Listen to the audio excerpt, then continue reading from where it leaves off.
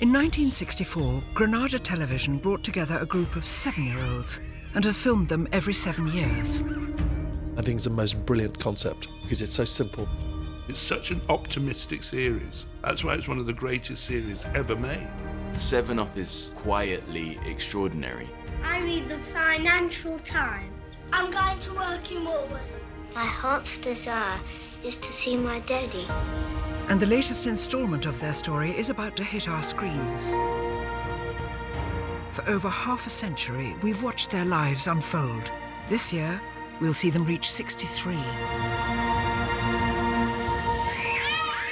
And to celebrate, famous fans are looking back at this extraordinary series.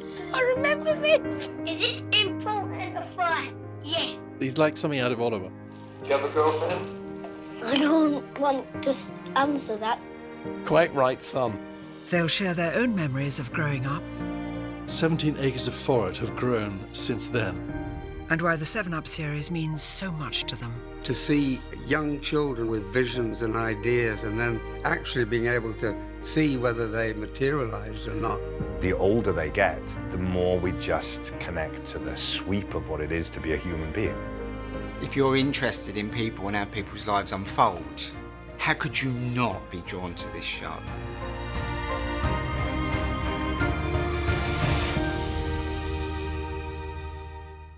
Most telly is just telly, isn't it? You turn it on, you watch it, you turn it off.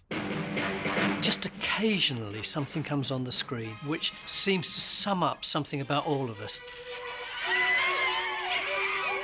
World in Action enters the struggling, changing world of the 7-year-old.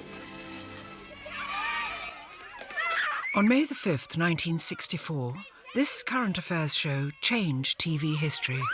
We brought these children together because we wanted a glimpse of England in the year 2000. The film put a famous saying under the microscope.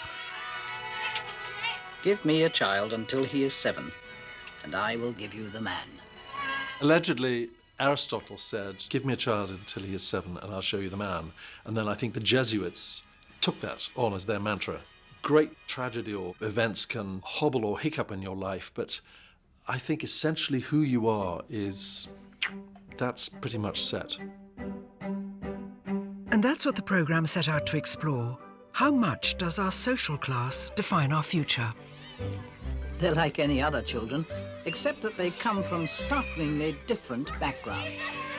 The cast of children included Cheeky Tony. Is it important or fun? Yes. Just let's attack him. The Artful Dodger Tony. The 3 London girls. I think I know the one that he likes best, and that's her. The Bernardo boys, Simon and Paul. What does university mean? The optimistic Liverpudlian Neil. When I grow up, I want to be an astronaut. But if I can't be an astronaut, I think I'll be a coach driver. And the boys from the prep school. I read the Financial Times. I read the Observer and the Times. I usually look at the headlines and then read about them. About it. About it. This is a very broad demographic. Some of them are reading the Financial Times, whilst the others, are reading the Beano. This is no ordinary outing at the zoo. It's a very special occasion. We've brought these children together for the very first time.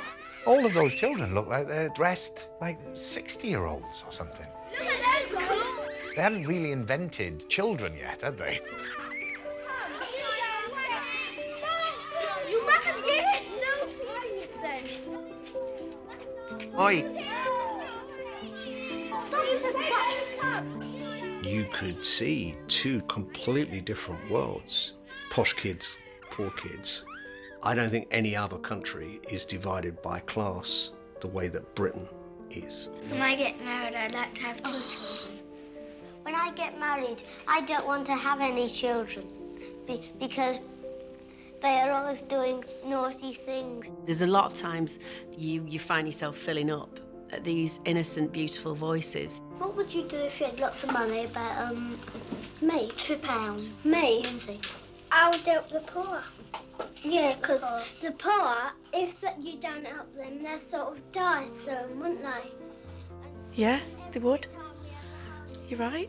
They're grabbing little sound bites of things they've heard their parents say. Once Carolyn Sedgwick said she loved me, and I'm going to marry her when I grow up. They're somehow unaware. They're not performing. Do you like to get married, Paul? Tell me why not. I don't like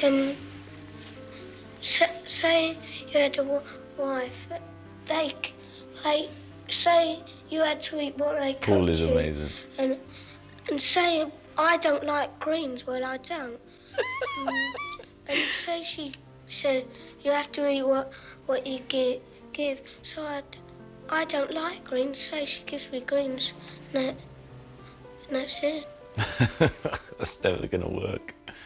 If your wife forces greens on you. The more privileged kids like Susie, Bruce and Andrew were filmed at their private schools. When I leave this school, I go to Broadstairs, St Peter's Court.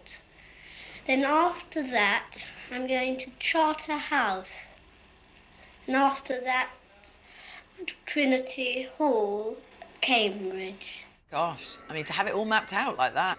It's a bit like a railway track. You know, you go to a good prep school, you go to a good public school, you get to a good university. At 7, the boys are singing Waltzing Matilda in Latin.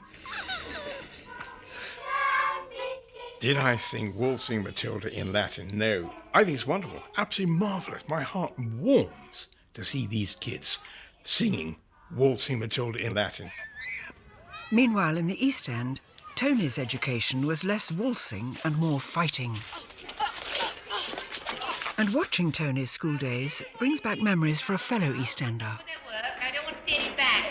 You didn't see school as a springboard to university and then possibly a career. It was this thing that you did because you sort of had to. Tony, do you hear as well? But the problem was we weren't really listening and we didn't really believe it. On with your work in front. I'm not saying my school was bad. Tony. But do you want to know the alumni from my school? Me, John H. Stracey the boxer, Ronnie and Reggie Cray, and the 3 girls who ran off to be jihadi brides. There you go.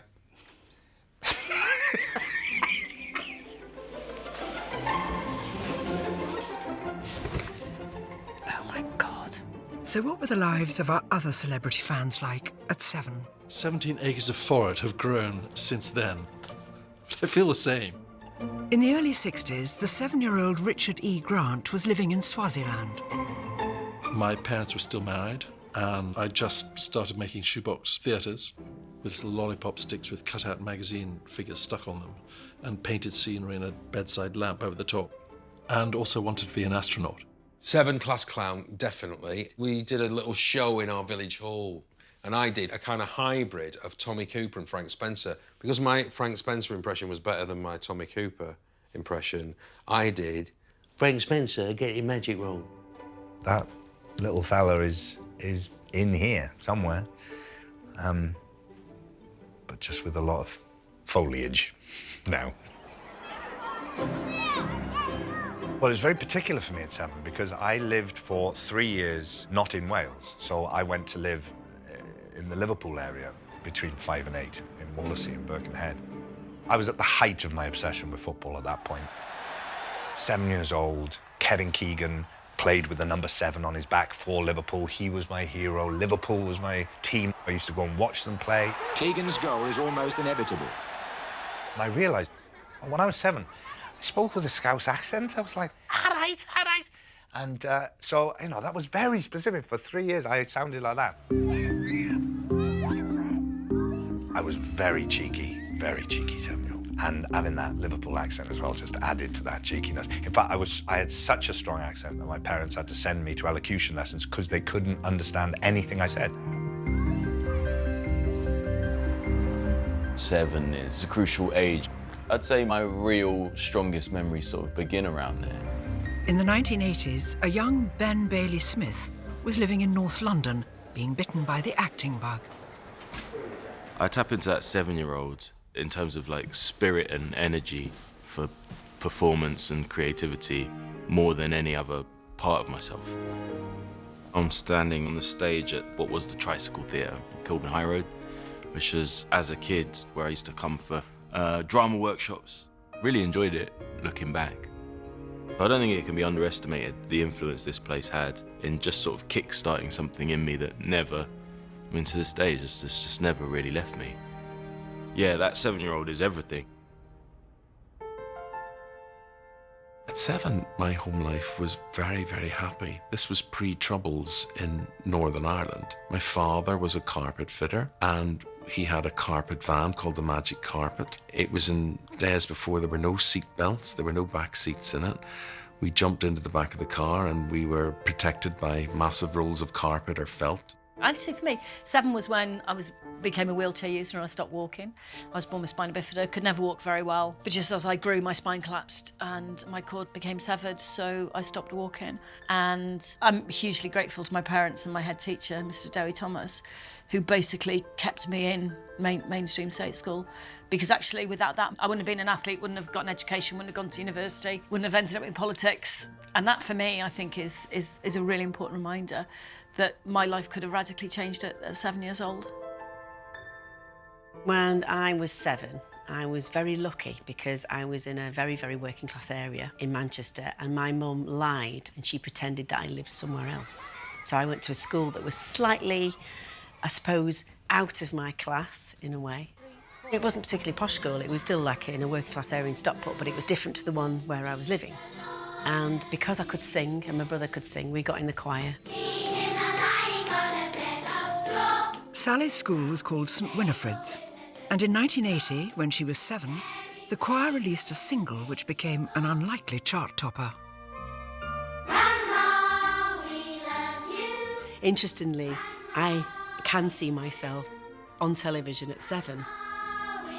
I knew what I looked like, I knew what I moved like, which it must be amazing for the adults in this to see themselves as a child, and I got to do that. Sally's happy memories of childhood are in sharp contrast to the lives of some of the children filmed in 1964. This dormitory is in a children's home, supported by charity. This is Paul and Simon. I had one dream when all the world was on top of me and everything flew up in the air. It all landed on my head. Oh. At 7, Bruce was at a pre-preparatory boarding school. At 14, St Paul's School in London. My heart's desire is to see my daddy, who's 6,000 miles away. He just misses his dad, do you know what I mean? At the age of 7, I was sent away to boarding school. Linoleum floors, cold bath every morning, strict rules, strict discipline. I was wrenched from a warm and friendly, loving thing into quite a stark reality of what life is with its disciplines and teaching. But there was caning. Prefects could cane, boys could cane other boys when I started. I remember one boy, he was caned in a way that when he came out, there were wheels standing up on his backside and some of them were cut. Gosh. Yeah, that wasn't good. Going to boarding school at a very early age, for me, it's utterly barbaric. I don't ever remember any other time as being so pain-filled as that was. Absolutely, abjectly miserable. That feeling of being abandoned is very pervasive and very strong. And when you feel in a state of self-doubt, which I very often am, that is what that feeling goes back to. Those formative years, when you see those children and you see a reflection of yourself in that, it is very powerful. And it does mark your life, I think. And if being 7 can be tough, the highs and lows of teenage life are a roller coaster. The girls loved me because I was Joseph. I thought, aye. I wish sometimes I could go back to my 14-year-old self and says, look, kid, no one's looking at you.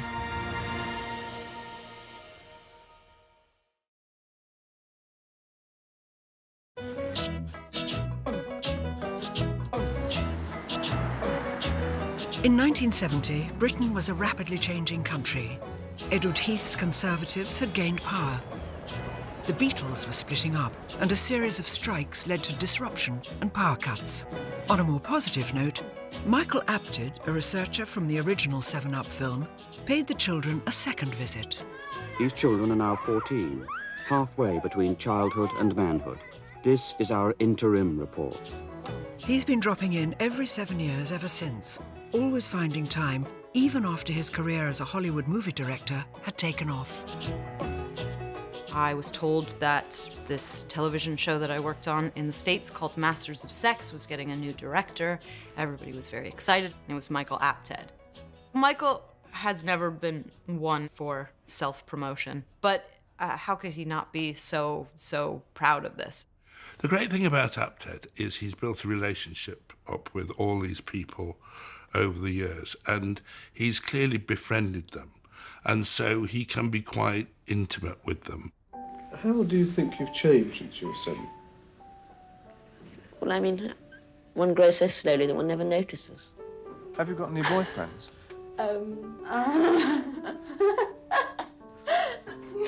That's personal, isn't it? In the 2nd Up documentary, the kids were now 14, a tricky age for anybody, whatever the decade. Have you got any boyfriends, Susan? God, the cruelty of putting cameras on anybody that age. It's just, ugh. Have you got a girlfriend? Nope. Would you like to have a girlfriend? Nope. Nope. Nope.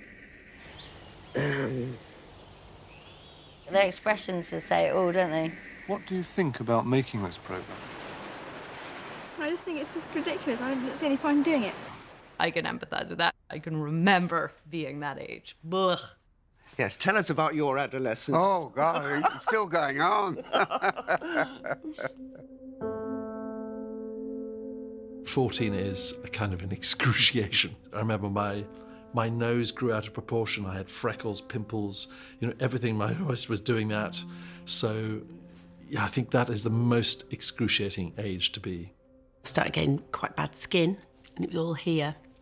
It was awful, that, because now as an adult, nobody really cares what you look like, and nobody's that bothered, really. You can walk and you become invisible and it's all fine. And I wish sometimes I could go back to my 14-year-old self and says, look, kid, no one's looking at you. It's fine. The whole world isn't looking at that one spot. But along with spots and teenage angst, for some those years were a time to focus on the future. I'm thinking of following a legal career with a view to ending in Parliament. My thoughts haven't really changed differently, so I definitely wouldn't like to be a coach driver now. When I was 14, I came off a training track, and my father looked at me and he said, right, he said, I wanted to find the right moment to say this to you, but I want you to start getting used to the fact you're going to go to the Olympic Games. When I was 14, I was at my British public school, wonderful school in the West Country, really going great guns. I think I'd already taken my O-levels when I was 14. That is me at All Hallows Roman Catholic High School in Pemberton playing Joseph in the Amazing Technicolor Dreamcoat. That was my first lead. But I loved it. It's when I realised that so did the girls. The girls loved me because I was Joseph. I thought, aye, something going on here. So that was quite nice. And I still wear that coat down to the precinct. No, I don't really. A few years later, John's theatrical ambitions saw him leave his Preston home to start a drama degree in Manchester. I was 18. I was the second youngest in my year at drama school. So I was very young. On his first day, he made an extraordinary discovery about his early childhood. My dad drove me in and he said, do you know what that is? And I went, no. And he went, that's where you came from. And I went, what? Really? I had no idea that my drama school was next door to this.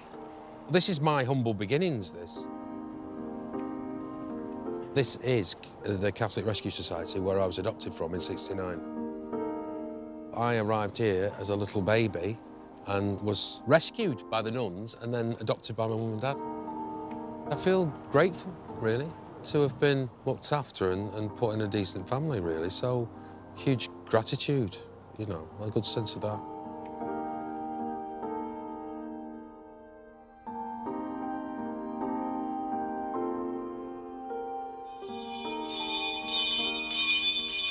In 14 Up, the cheeky 7-year-old from the East End, who we'd all fallen in love with, had a strong sense of what he wanted to achieve in life. The biggest character for me was Tony, and that line, I want to be a jockey when I grow up. I want to be a jockey when I grow up. Yeah, I want to be a jockey when I grow up. And he could never keep still. He was always going, going, going. And watching Tony, age 14, grooming the horse, he was taking that very seriously. In his mind, he was going to achieve this dream. He spends all his free time at Tommy Gosling's racing stables at Epsom. And for one shining moment in his teens, Tony's dream came true.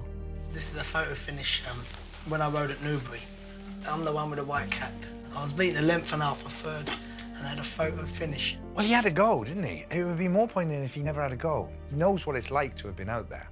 My greatest fulfilment in life, when I rode at Kempton, in the same race as Lester Piggott, I was a naive, wet-behind-the-ears apprentice. All my years, from 7, all my ambition is fulfilled in one moment. And I eventually finished last. Tailed off, obviously, but it didn't make any difference to me. Just to be part of it, be with the man himself. Couldn't buy it. That was the proudest day of my whole life. He had decided at pretty much the age that I had sort of figured out that I wanted to be an athlete. I had dreams of going to an Olympic Games. Tony's dream was to, you know, be the next Lester Piggott. It worked out for me, it didn't work out for him.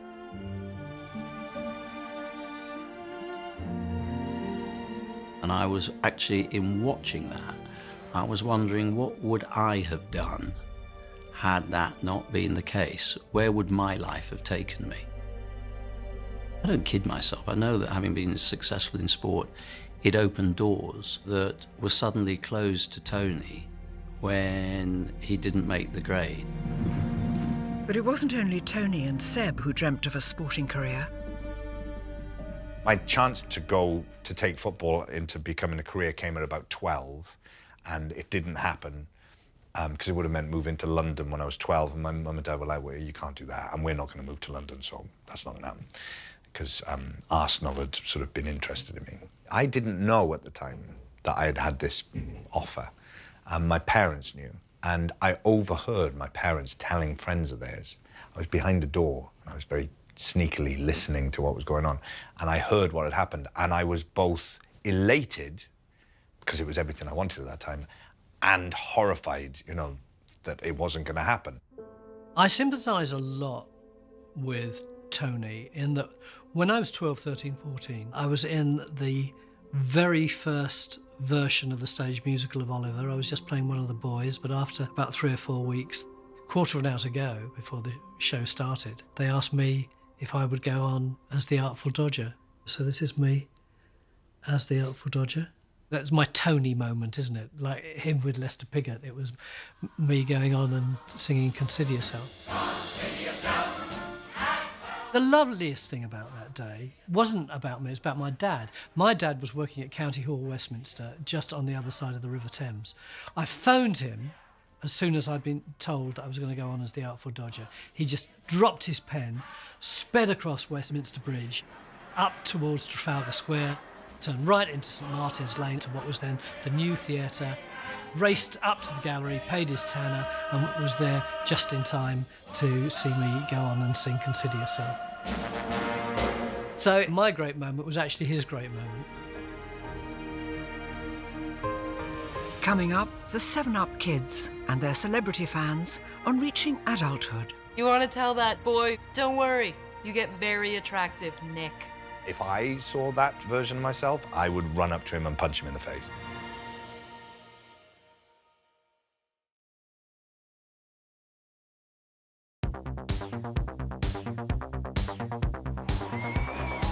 It was 1977 when the Up cameras rolled a third time for 21 Up. Britain was celebrating the Queen's Silver Jubilee, mourning the death of the King of Rock and Roll, and cheering Red Rum to victory in the Grand National. And this time we saw the Up series changing tack. We brought them all together to watch the films because this year they are 21.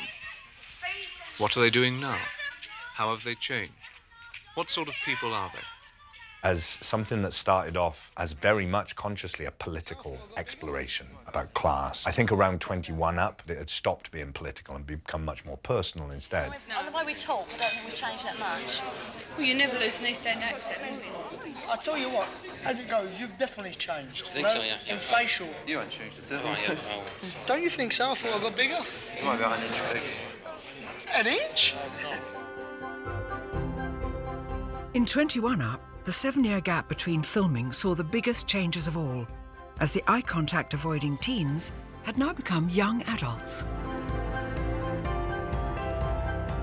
14 to 21, hugely important. Susie, in her rebellious, chain-smoking, fully identified with that version of an early 20s sort of angry girl. What is your attitude towards marriage for yourself? Well, I don't know. I mean, I haven't given it a lot of thought because I'm very, very cynical about it. So I was rooting for her. Did you meet enough men before you decided who to marry? Wow. I've been married a year and a couple of months. You do think, Christ, what have I done? Neil was brought up in a Liverpool suburb, went to comprehensive school, and dropped out of Aberdeen University after one term. At 21, he was working as a casual labourer on a building site in London. He was the one I worried about most each time. When the show came on, I thought, oh, I wonder what has happened to that poor fellow who doesn't seem to be able to connect with anybody or anything. For Nick, the science-loving farmer's son, the change over 7 years from perky primary school kid I'd like to have a holiday in the town. to gawky teenager I've been to Leeds a couple of times. had been huge. But that journey from 7 to 14 was nothing compared with the transformation from adolescent to adult. Do you have a girlfriend? I don't want to answer that. Yes. I don't answer those kind of questions. Quite right, son. When I was doing the other one, somebody said, what do you think about girls? And I said, I don't answer questions like that. Is that the reason you're asking it? Yeah, I thought so. You see him being a bit awkward at 14 and is sort of embarrassed and just uncomfortable in his own skin. Well, you seemed at 14 very shy of the whole sexual life. Has that changed? I tried to make a change, yes. And then this gorgeous man at 21 who's sort of self-assured and confident and couldn't believe it was the same person. Bless him. He got hot. You want to tell that boy who can't even look at the camera, like, don't worry. Don't worry. You get very attractive, Nick. By the age of 21, the lives of our famous fans of the series were also moving in many unexpected directions. Probably off my face in Hacienda, I imagine. No, it wasn't. By the age of 20, I was married with 3 kids. And then suddenly it's family life. And that focus on family life. Well, all of that time, I was constantly looking for excitement and adventure. Got up to all sorts of things. A real rebel, in and out of trouble like you wouldn't believe. When I was 21, I was in a desert outside Isfahan in Persia, Iran, riding a motorcycle to China. Between 14 and 21, huge jump. You know, I just started wheelchair racing. I went to university. I was at Loughborough. Pretty good place to go if you like sport. Graduated at 21 and broke my first world record. That was probably the most important 7 years in my entire life in sport because I went from nowhere to becoming one of the best in the world. I think this is when I'm about 21, 22, and that's when I was like thinking, okay, I want my career, I want a husband, and I want a baby, and that's what I did. So I kind of worked hard, met my first husband, which was Gary Kemp, and got pregnant with Finley. So that happened in my early 20s. I think I look about 14, but I'm 21. I recently saw an interview of myself from around 21. I got my first job, and a local news station from Wales came down to London to interview me. Well, the play is called When She Danced, and it's set in Paris in 1923, and it's set in the house of Isadora Duncan. If I saw that version of myself, I would run up to him and punch him in the face. I mean, just horrendous. Who was the woman who revolutionised the whole of modern dance, really, I suppose? On the basis of that, I'm very glad I never did anything like this, because, oh, boy. Well, my mother and father always used to say, They always used to wonder where they'd have to come to see me in my first show, you know, that it would be somewhere in some church hall somewhere miles and miles away. So I'm glad I haven't had to do it, but I'm very glad they did. During the 80s and 90s, we saw the kids we'd first met as 7-year-olds in the 60s finding love, starting families, beginning careers. All the usual things that people do, except with cameras arriving every 7 years to film them. EastEnder Jackie had married early. Go through there, that's the nursery. Got any plans? Oh, do me a favour. She has decided not to have any children. Basically, I would say because I'm far too selfish. I enjoy doing what I want, when I want and how I want, and certainly at the moment I can't see any way around that. Jackie feels as though her decision to not have children is fueled by a selfishness. I certainly didn't think of myself as being selfish for not having children. But a lot can change in 7 years. And this one on. Here we go. Oh, yeah. Had a brief but very sweet relationship, the result of which was Charlie. God, blimey, Charlie, you're supposed to clean your teeth. Eating the brush. My mum had a couch like That's that. the best thing that could have happened to me. Right, Charlie, there's yours. Oh, please eat it all up. This is such a clever shot, isn't it? You think at the start of the shot that she's still only got the one kid. And then still on the same shot, she brings the porridge in, and there's 2 of them. And last but not least. And she comes out, God blimey, guess what? There's 3. Gonna eat that one for me? Lovely piece of storytelling.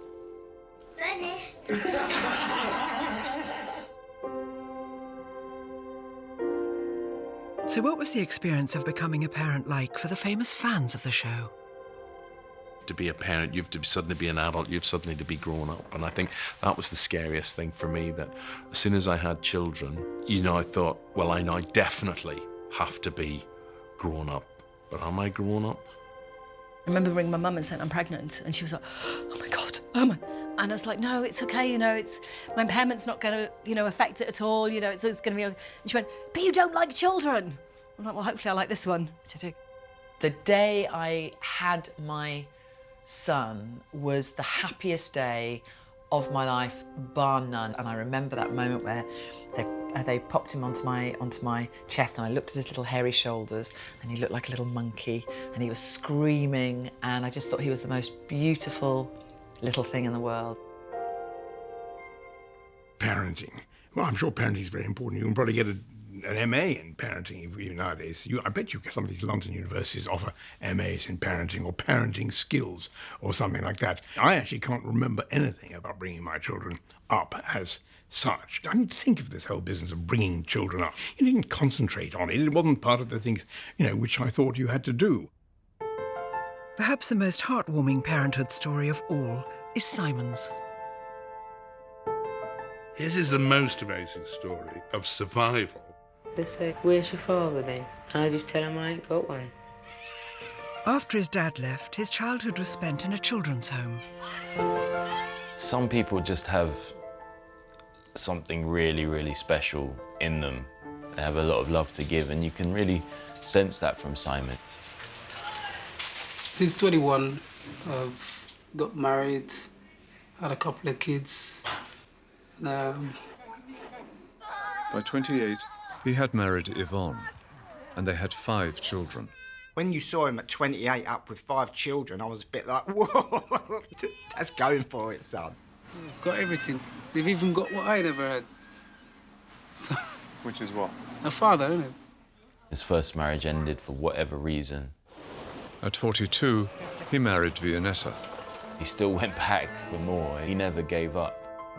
It's a real success story for someone who grew up without a father. And that's followed on to being a foster parent. Went to boarding school when I was young, and I always felt that that was regimental. It didn't allow for personal care, for loving from the adult carers. So I wanted to do something like that for myself, you know, in my own home. What he's been through and what he's come out as and given back as well is just astonishing. It's something that all children want. It's to be loved. It's to be wanted. So if you can give that to them, then everything else is second. Because you were multiplying before, so now you're dividing. I once tried to count, and I got up to 65, and I stopped. In a way, he's been able to fill the void that was in his life when he was a little child by doing something about it in spades.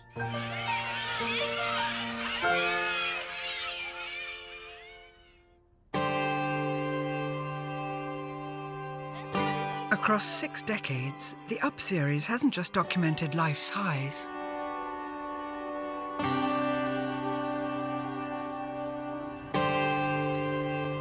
The programmes have also reflected the tougher moments that we all have to face. What happens to all of them, certainly in my experience, you can identify with things that have happened in your own life, that nobody is immune to the whips and lashes of what life deals out. Was it February the 9th, exactly 10 minutes past 9. And she just died with me holding her hand. Wow. And it was the worst moment of my life. She was, and still is, the best girl in the world. Yeah, sorry. I really struggle watching things like that. And that's very real. I just loved her. So it's hard to watch. There's no histrionic about it at all. It's just down the line. No one escapes this. This is a part of life. This is life. This is the conditions it comes with. But then although she's not with us in body, she's still with us in spirit. She was a great friend to me as well as a mum. Probably the best friend I'll ever have. It's not that you've lost a mother or a father. You actually just feel you've lost a friend. And still, occasionally, I still find myself thinking, oh, I'll just pick up the phone and talk to them about the day I've had. And you think, oh, no, actually, I can't do that. My mum missed me being made a dame. She would have loved that. She'd have got a really big hat for Buckingham Palace. She would have been so proud. Dad was there. Dad saw me go into the House of Lords, and he died soon after. And I remember when I found out I was going there, and all he said to me was, yep, expected nothing less. That was it. And as you see, it still makes me very emotional now. It's only 2 years. For some, it probably seems, oh, it's a long time. No. It's not very long.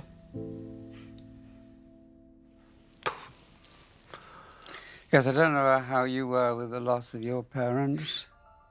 My father was 84, and I was holding his hand. And twice I've seen this in someone who's dying, a look of absolute joy in his eyes. He looked at me with open, childlike eyes. He looked at my sister, and I could see nothing but happiness. And he went literally 2 hours later. My mother died quite young. She lived an extraordinary life. And losing her was very, very hard. This was 20 years ago, and I still miss her terribly. Of course you do, and that's understandable. Rula's parents were Polish aristocrats who fled to England after the Second World War. And when she was younger, they used to bring her here, to the Hearth Club, a focal point for London's Polish community. Every time I walk through these doors, I am showered with memories of my parents and all the relatives who are no longer with us, and it still just reminds me of all the wonderful things that happened here. Dancing the Polonaise with my father, Chopin concerts, drinking the best vodka in the world. I mean, you name it, absolutely everything. Every time I come here, it doesn't take a lot to make me cry, but I do become emotional.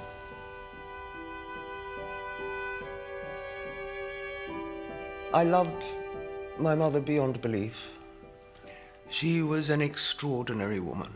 Very warm, loving, caring, adoring, magnificent mother. She was in a concentration camp for 2.5 years, and she rescued her own mother from the gas chambers. Deeply religious, and had no fear of dying, fear, obviously, of pain and suffering and sadness at leaving us behind. I think about her every single day.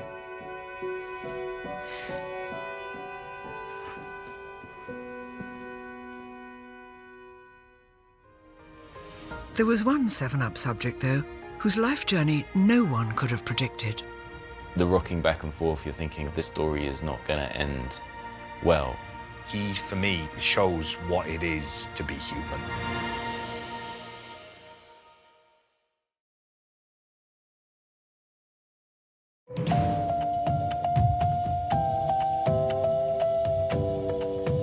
For over half a century, the Up series has reflected the twists and turns of life that we all face, but which the cast could never have foreseen at the age of 7.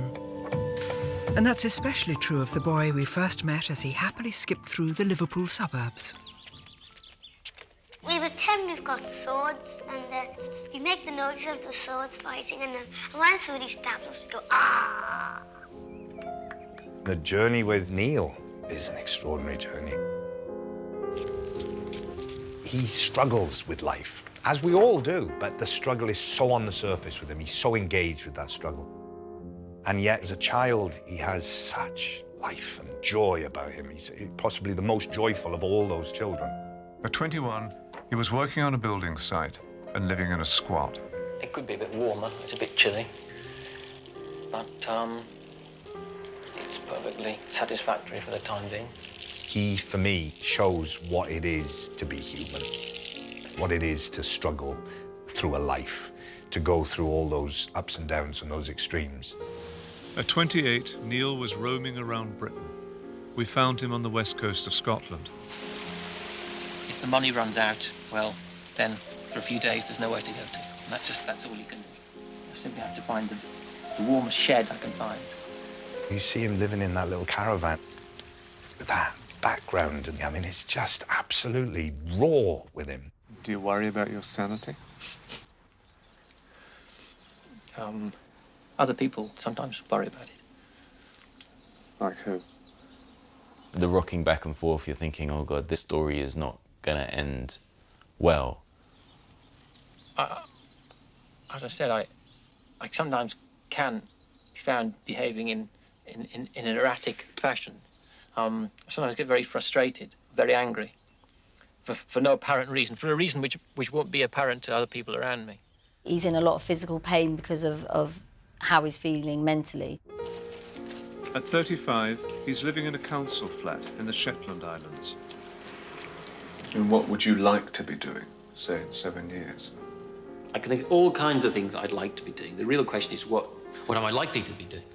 You've got this guy who looks like a poverty-stricken Russian poet in the 19th century, with this great coat which seems like his only comfort in life. I tend to think the most likely answer is that I'll be wandering homeless around the streets of London. But with a bit of luck, that would happen. And then you cut 7 years later. For a second, you can't tell because he's got a scarf on and a big coat and a sort of ramshackle pork pie hat. If he's homeless or not. First of all, they are geographically isolated. They're separated from most of Hackney by... Suddenly, he's a counsellor, and he's a perfect counsellor. Yes, because he's been through it all. He's been through it really all. understands. He knows what it's all about. He's a kind man. He's a thoughtful man. I think he's a beautiful man. The question of long-term sick leave delegation... If he was my local councillor, you know, you'd think, yeah, I've got faith in this guy because he's seen all walks of life himself firsthand. Neil's extraordinary life journey continues to surprise us. In the name of the Father, and of the Son, and of the Holy Spirit. 7 years ago, he was a lay minister in Cumbria. His journey is crazier than anybody else's on this. He is always the one that just resonates the most for me. He has, in some ways, had the fullest life, I think.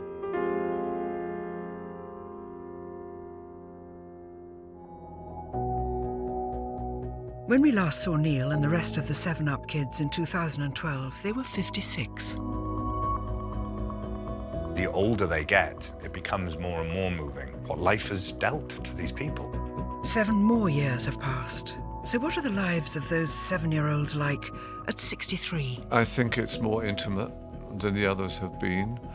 I think it's funnier than the others have been, and I think it's more revelatory than the others have been. I just think it's more rounded and emotional than it's ever been before.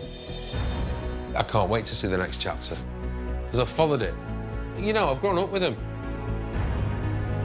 Much more than just a story that you're following. I mean, it really means something to me now, because I identify so much with these people. Health, no doubt, will be a big part of it. Sadly, as you get older, it's a roll of the dice, as they say. I don't know which stories I'm going to be most intrigued by, because I don't know what's going to happen to them. I hope they know what they're achieving by doing it, and that's to show us ourselves. It's like a mirror.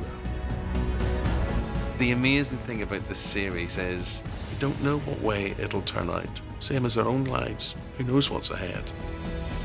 Give me a child until he is 7, and I will give you the man.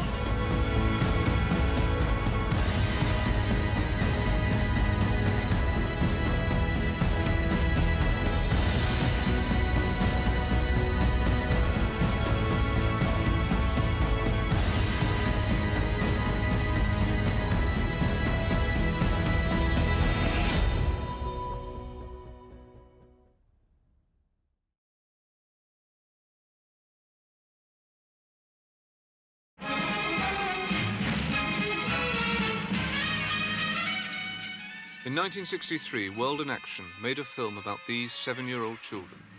They talked about their homes, their schools, and what they wanted to be. Current affairs with the BBC was very kind of straightforward, like reading the Times and all this sort of stuff.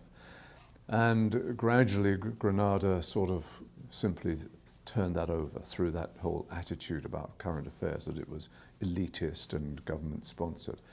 And one of the main parties involved in this was an Australian called Tim Hewitt, who at 28 had become the editor of the Daily Express, which is kind of remarkable. And Sidney Bernstein took him into the company to really look after the whole current affairs.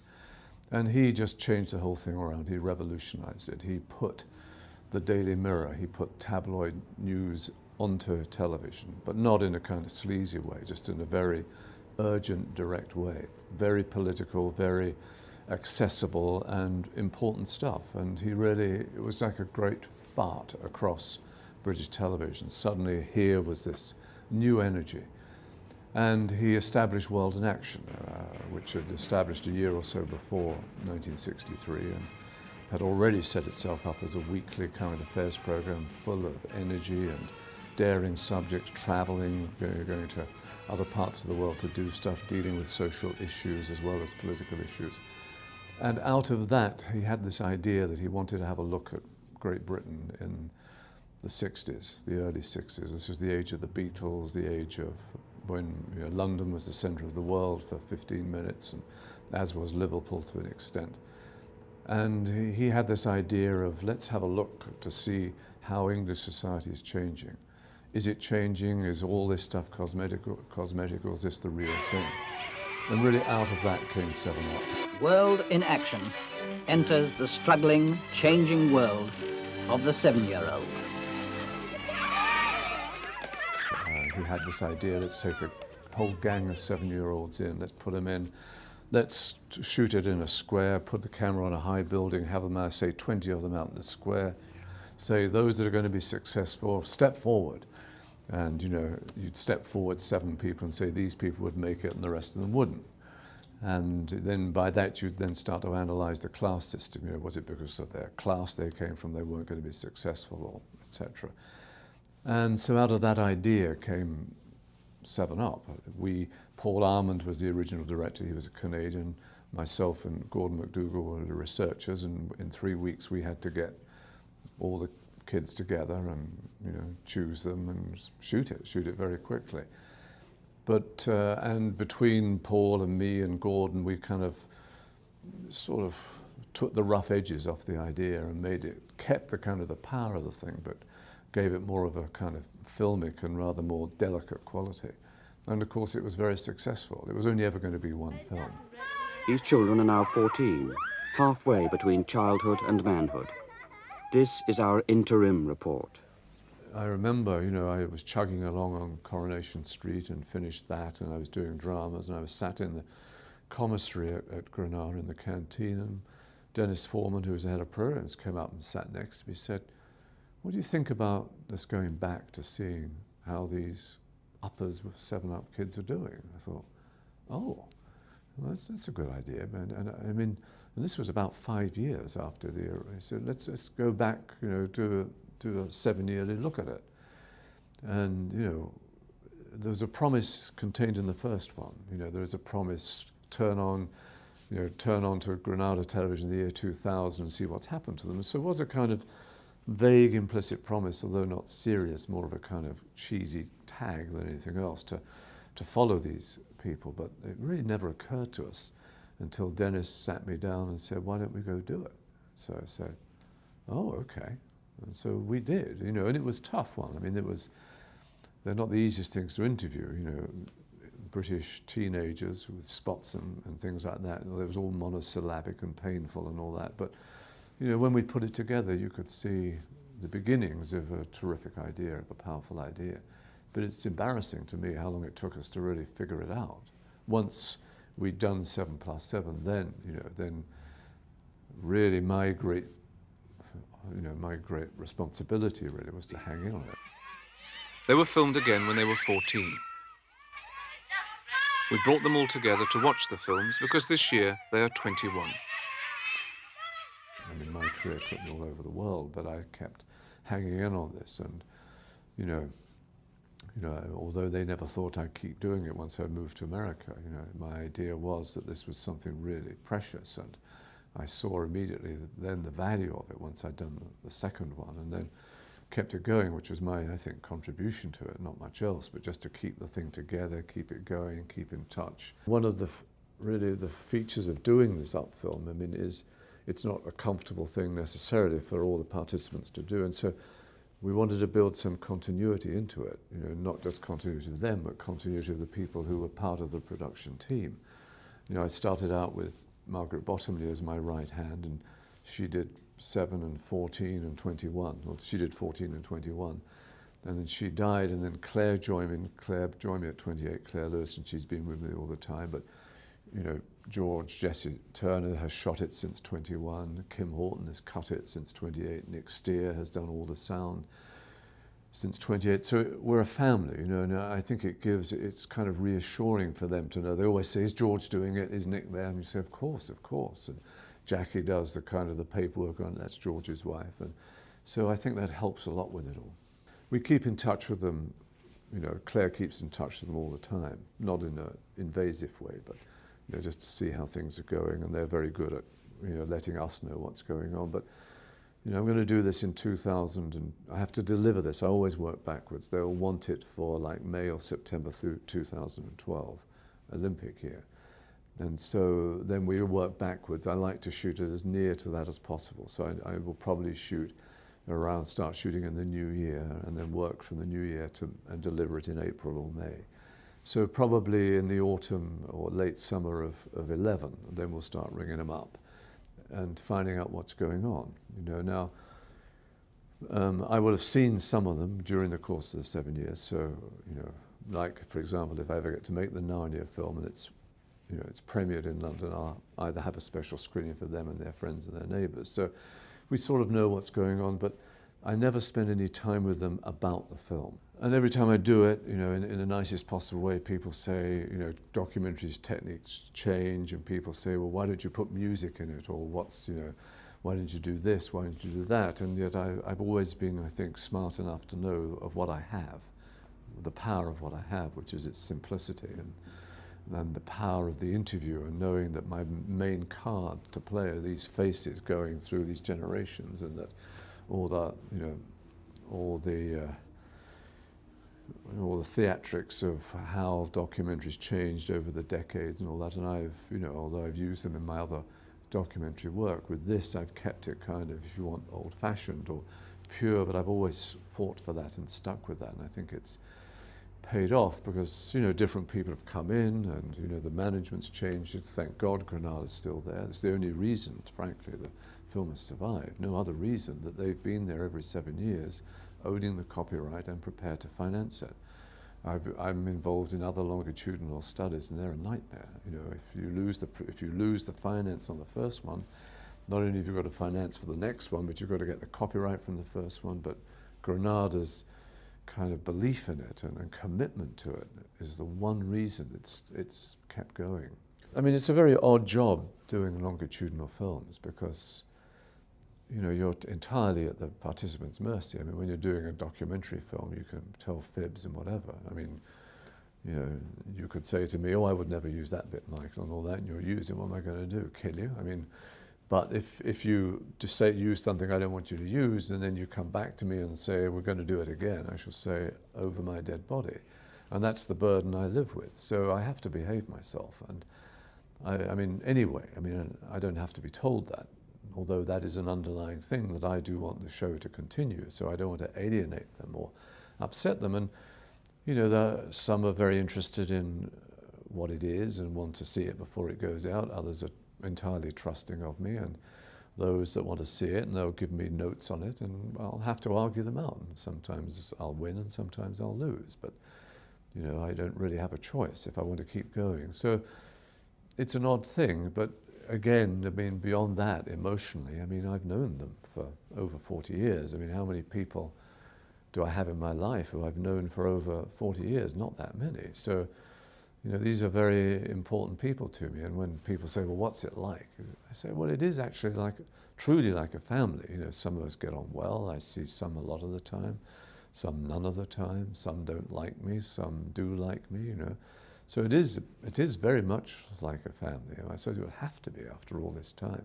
But it's a very curious relationship. It's a very curious form of filmmaking as well, because, you know, you can't just have the film in front of you in your mind. You know, you've got to have the whole thing and how long it's going to go. And, you know, the other thing I'm immensely grateful for is that no one's died. You know, I haven't lost anybody. And, you know, my hope is that I'll go first. I won't have to deal with it. That, you know, will be a massive challenge if someone does pass away, you know, during the course of all this while it's still going. So, but it's a very unusual, and when we hired directors to do them, you know, we do the Russian one and the American one, you know, you have to explain to the director, that the producer, it's a lifetime's work. You know, it's not your whole work. God, not at all, but it is a lifetime's commitment, because that's the only way it's going to work. If you and this family of crew that I've talked about, you know, stay with it and give it that sense of continuity. And it's always my nightmare, you know, once we decide, okay, we're going to get on the phone now, this is it, we're going to say, we're going to do it, this is when we're going to do it, tell us where you're going to be in January or something. That's my nightmare of how many are going to say, well, I'm sorry, Michael, but we can't do it anymore. And then all this business of trying to persuade them to do it, that's the hardest part for me in the whole thing, is because I don't want to lose them. You know, I mean, I would say to Charles when I was speaking to him, or Peter, you can do anything. You know, I mean, I said to Charles, do your own episode. You direct it, because he's a documentary filmmaker. I mean, just be on there. Just come on and say hello. You know, anything.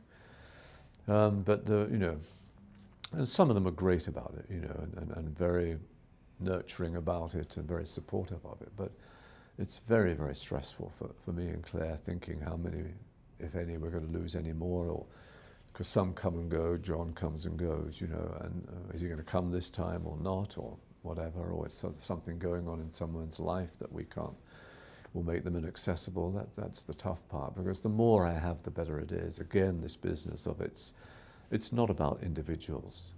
It is and yet it isn't. It's the individuals, but the whole is greater than the sum of the parts. It's to have all of them there and to see and to contrast in your mind how they've all changed over the years and all that. That's such an important ingredient of it, that any loss is a great loss for me. Give me a child until he is 7, and I will give you the man.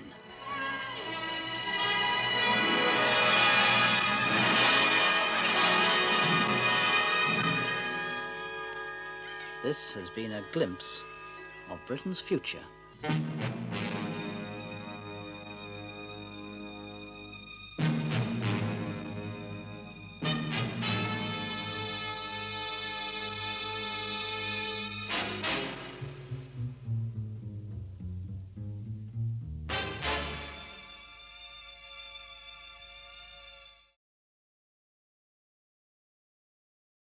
My great dream was to be a movie director.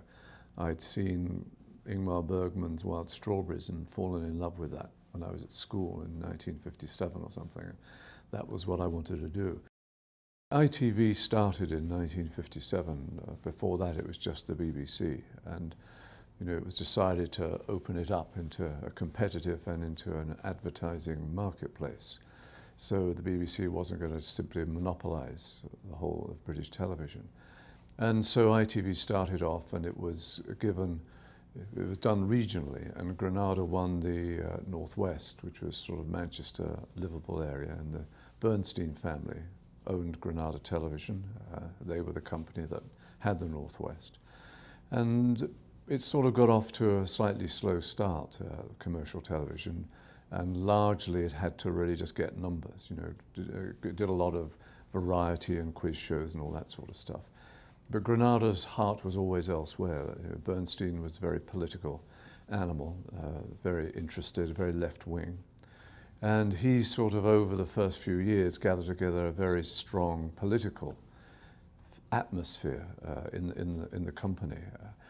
And really, by 1963, when I joined, it really had set its stall. It really was a powerful company. It wasn't a big company, but it had decided what its specialities were going to be, which was drama, current affairs, documentaries, and to a certain extent, light entertainment, and really went after that stuff. And was, frankly, the best place to be. And when I went up to Granada, they interviewed hundreds of us, and then took about 30 or so up there to interview for a couple of days. And I got the very strong sense that everybody, all the other people up there with me, wanted to be drama directors, and everybody was competing. I thought, well, I do have other interests here. And so I decided really on the spur of the moment to say, no, I want to do documentaries. And of course, I was the only one, and so I think that's how I got on the course, because it was incredibly competitive. But it was sort of genuine, because I was very interested in really how you could bring politics into drama and documentaries and stuff like that. So Granada came out to find us. They sent, I remember Derek Granger out to the universities, and he interviewed us, and I'll never forget meeting him. He had a pink shirt on. It was the first time I'd ever seen a man in a pink shirt. We were recruited. So, the only other game in town really was the BBC. And it was, great good fortune really to go to Granada for a number of reasons. One is it was on the up and up. It was the most dynamic place to be. And also it was very, very small. They couldn't afford to train us. So really it was on-the-job training, and we had to do everything.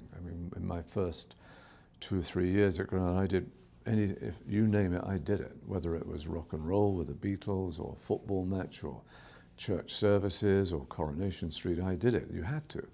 Had I gone in the BBC, I would have been compartmentalized. I would have gone into a department. I would have been on Panorama or on something like that, and it would have been murder to have left it. So it was incredibly fortuitous for me, because it gave me a chance to try everything, to see what I could do and what I couldn't do. Why commercial television in those days was so vital, it was because, it was regional. It wasn't just the great metropolis and the metropolis sucking people down there into London to make stuff.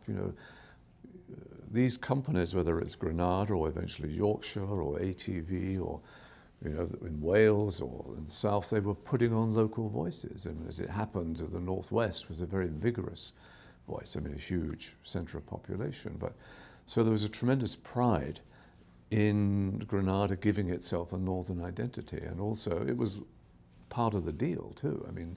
When they gave the licenses to these companies, which was kind of a revolution. Here we were giving the whole process of communication, of broadcasting out to a commercial company. It wasn't in the hands of the BBC and Lord Reith and all that. This was, a major revolution in some ways. There was a tremendous pride, and so when it said "from the north," that really was their calling card, and it was a very vigorous one. The first thing that happened to us was we were assigned tutors, so we'd feel at home, coming from Oxbridge. And mine was Parky, it was Parkinson, and I was sent up to a meeting. I knocked on the door, and there's right like that, and he looked at me and said, "Are you the fucking trainee?" I thought, well, this is a bit far from the dreaming spires of Cambridge or whatever, but he and I became lifelong friends. But it was kind of curious. I mean, it wasn't training in any sense that the BBC was training. You know, it wasn't.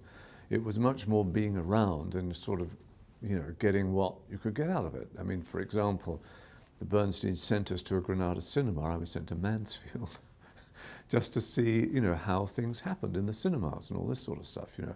And then they sent us to Blackpool, just sort of gave us a little bit of money and sent us up there, had someone sort of from up there look after us. But, you know, we had to look at Blackpool. You know, here there's the centre of working class entertainment in the north of England, and one of the centres. And so, you know, they wanted to expose us to that. So it was, they didn't really have the time or the money to train us in this sense. They just kind of chucked us in. And then when we'd done our 6 months, I was put on World in Action with Gordon to do 7 Up. That was my first job. And then, you know, I was on World in Action for a bit, and that was terrifying. Live television was still very much around, seen at 6:30, and one was full of dramas. And I mean, I also, one of my first assignments was to direct the news, not the news at 10, but I mean local news. And I'll never forget, you know, there was this interview that I had to do, and I forgot to put the sound man there. So this interview went out, and there was no, you couldn't hear it. I mean, it was full of disasters like that. I mean, and people were incredibly patient because, as I said, it was on-the-job training. I mean, I was slung onto the news pretty early on after I'd done my sort of time as a researcher on World in Action. And I mean, I hadn't a clue what I was doing, and people were very, very helpful, but it's a kind of miracle what people put up with. And then, but then when I went on to Coronation Street, it wasn't exactly live, but you couldn't edit it. I mean, you had to go through it in one go. And that, you know, I mean, you learned all these things. I don't know whether in the end they were worth learning, but you really had to learn how to do a whole, you know, 15 minutes of Coronation Street in one take, pretty much. You know, so again, there was all these, and then, I mean, I remember, you know, other things. I mean, I had to do party political conferences, and that was kind of weird because you had to do 2, sometimes 3 things simultaneously. I mean, you were doing a national feed, and then you were doing feeds to local places with their own MPs on or stuff like that. So you were actually sat there directing 2 things at once. You know, you had a lot of cameras on a convention, even in those days, 6 or 7.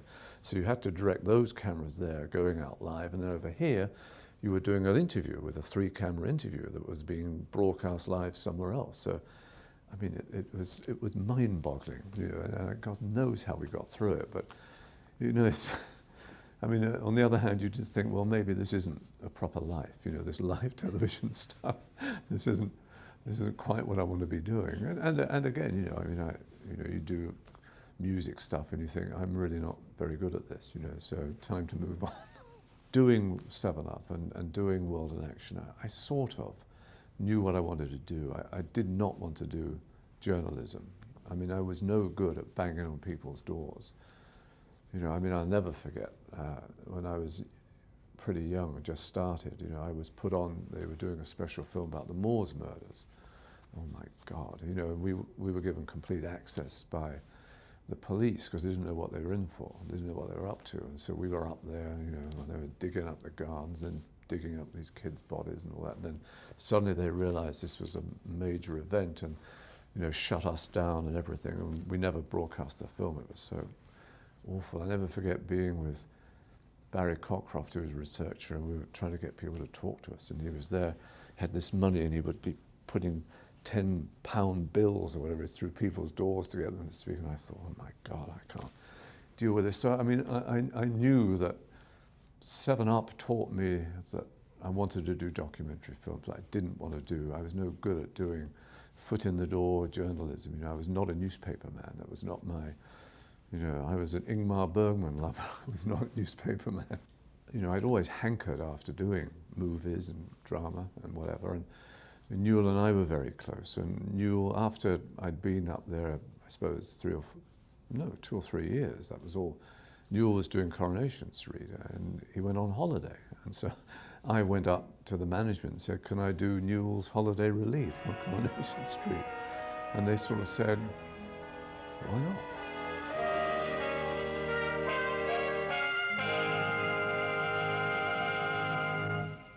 Well, I mean, Coronation Street was fantastic training. I mean, just fantastic, because, you know, it was the biggest show on television, so the people in it were the biggest stars in Britain. Have they got the lad out yet?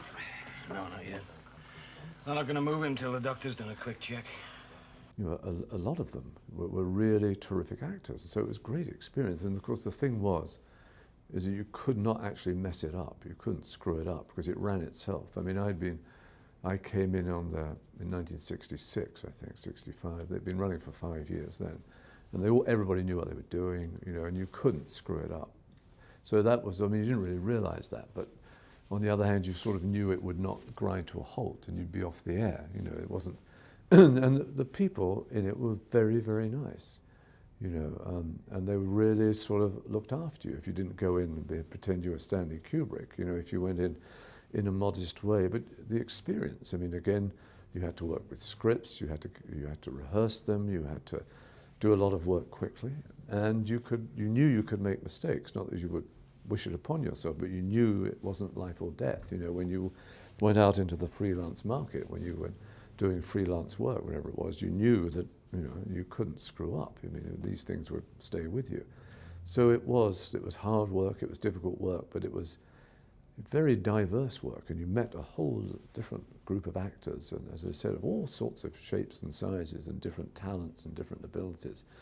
And to do that, and to do it, you know, every week, I mean, you're on a 3-week turnaround, you know, to do it for months and months and months was a fantastic experience.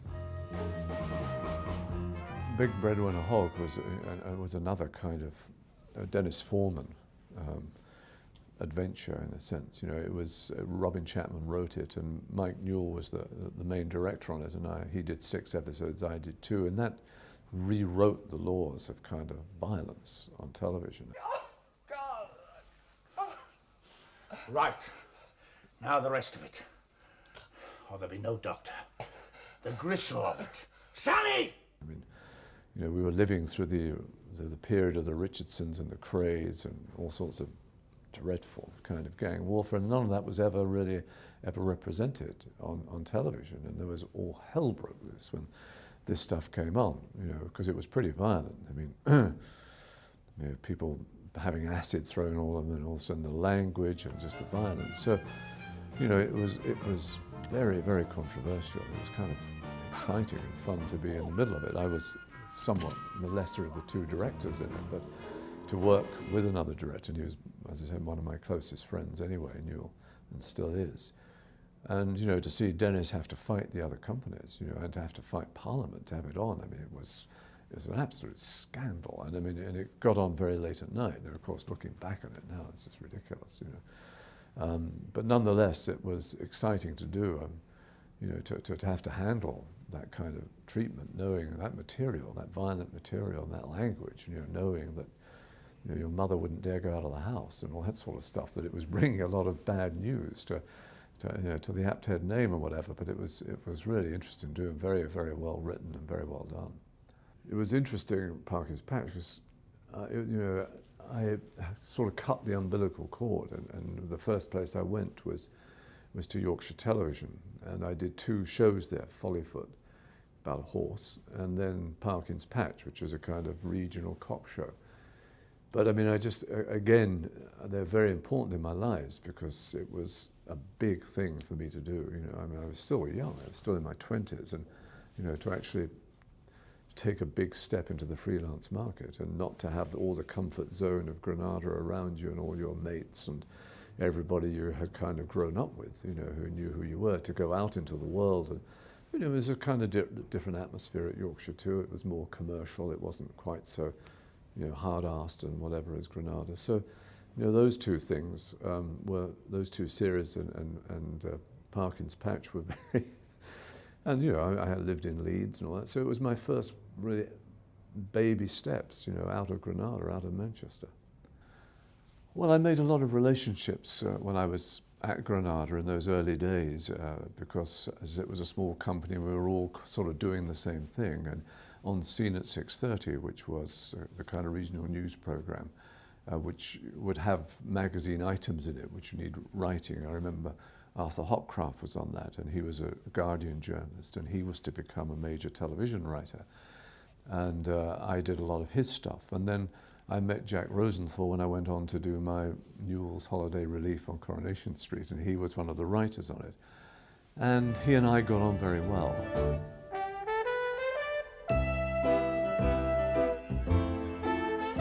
I did with The Lovers, so that was part of my relationship with Jack. I really began to do pretty much everything he did. I didn't do The Evacuees in the BBC did, which won a BAFTA for Michael Tutner, but I did pretty much everything else of his. And, you know, we used to work so well together that, you know, it was interesting to do different genres with him. You know, I started with him on the street. And then, you know, I think we then probably went into one-off plays. You know, Your Name's Not God, It's Edgar, and the football one, Another Sunday, and whatever, and there were a few of them, and then he had the idea to do a series, you know, with Richard Beckinsale and Paula Wilcox, and so I did the series. When that was live in front of an audience, and it wasn't broadcast live, it was shot live in front of an audience. 409 days ago. What might have been? If you hadn't been so flaming passionate... Geoffrey Scrimgeour! Making indecent suggestions, interfering with me garments. Are you sure you're not confusing me with some other Zulu? 409 days ago, you used to invite me in for a bit. So, again, that was just part of the fact that we got each other. You know, it's just wonderful working with someone which you're exactly on the same wavelength. You know, that he wouldn't have to tell me very much, I wouldn't have to tell him very much, but if I had something to say about the script, he would listen to it, and if he had something to say about what I was doing, and it was a totally amicable, friendly thing. I mean, it was, so I had a very close relationship with him, as I did with Hopcraft too, and so I pretty much did everything he wrote, you know, which was, and by that time, you know, I had left Granada and I was sort of freelancing around, but I mean, the bonds were so strong between us, and I love writers, and so when you do get a really close relationship with a writer, it's a very kind of thing to cherish, you know.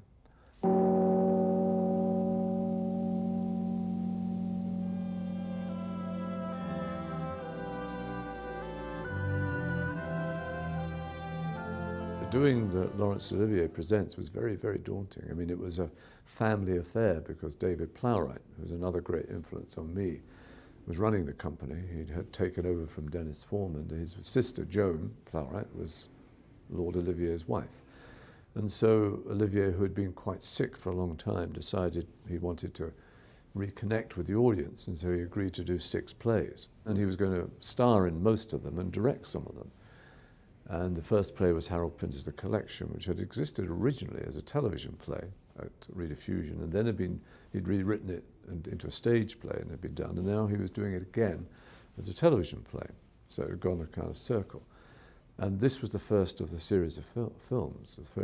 So it was incredibly daunting to know that you were going to direct Sir Laurence Olivier. I mean, ridiculous, and you expected.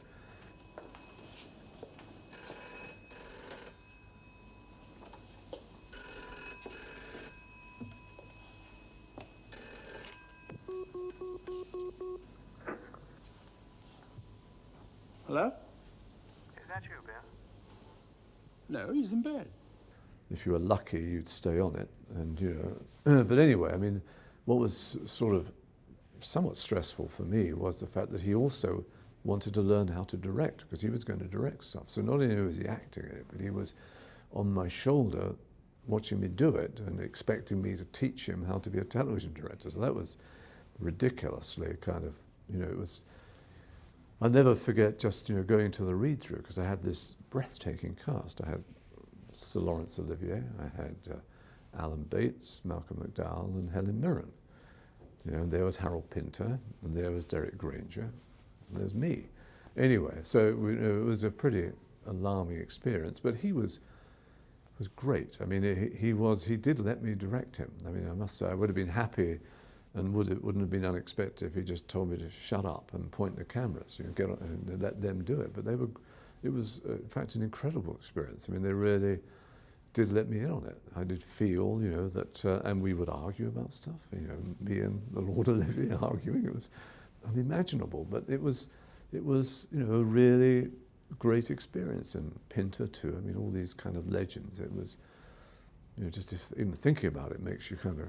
But no, it was a terrific time. What could have been horrible, it was a terrific time. And I think the 60s and 70s was truly a golden time. I mean, the best work in British film was being done on television. The best directors were working on television. It was the best work. Every part of it. It couldn't last, you know, it didn't last, but it was a real, true golden age in every genre, you know, in comedy, in light entertainment, variety, drama, documentary, everything. It really was. And there was, I think, what it was really before the bottom line took over, you know, before things started getting very, very expensive. People started getting greedy and all that. There was a true kind of energy and innocence about it. You know, people wanted to do good work, and the very best people were in there. The very best people were running the companies, and you know, the BBC was run by, you know, very kind of radical people who were taking on the establishment and all this time. Once they'd woken up after ITV had given them a little swift kick up the backside. I mean, just the very best people were there, and people were allowed to work creatively, and the money was there. And there wasn't a lot of, you know, censorship or whatever. And, you know, as time went on, of course, it got fat and greedy and whatever, and value system went up the spout, and times changed and whatever. But for a period of time, it was truly a golden age, I think.